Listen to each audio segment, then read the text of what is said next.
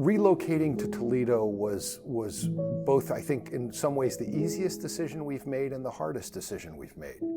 Hard because we were leaving our home in Vermilion that had been our home for almost 60 years. And you don't do that lightly.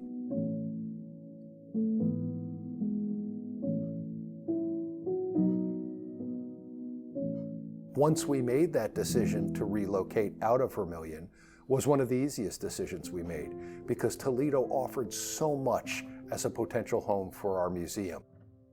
The decision to relocate our facilities to Toledo was predicated on having access to the Willis B. Boyer to rechristen it and repaint it and restore it as the Colonel James M. Schoonmaker and move that to the museum so that people could have a seamless experience from going through the museum and seeing all the history to being able to experience that history firsthand on the Schoonmaker, which made our opening in 2014 possible.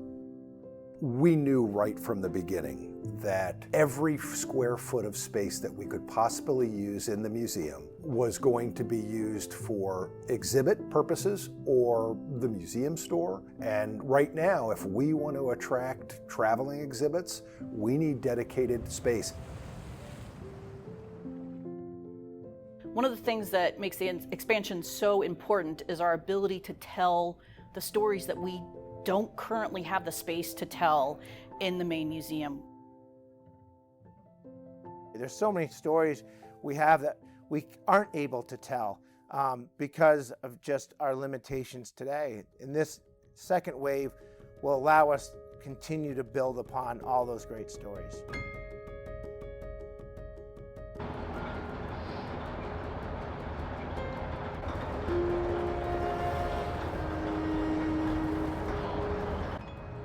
The beginning of this second wave was really led by the donation of the St. Mary's Challenger Pilot House.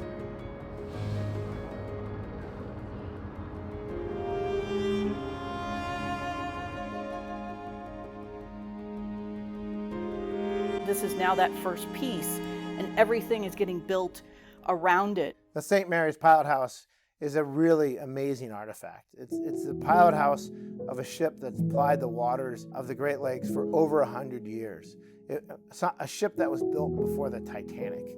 We were able to get this amazing artifact and bring it to Toledo. And we are now going to expand around that pilot house and expand the building and the spaces to integrate it. It's the true anchor of the second wave expansion.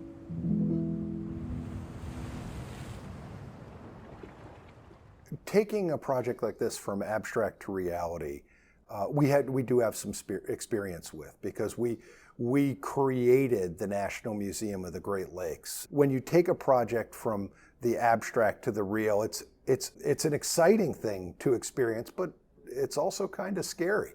You think you know what you're doing. You have this idea. Granted, it's just a concept, and then it starts to get drafted out on a plan, and you look at the floor plan and you're like, okay, and I know what this is, and you think about how the exhibits are going to go in there, and then the architects come through with this 3D rendering, and all of a sudden you're like, holy cow, this is really happening. This is really it.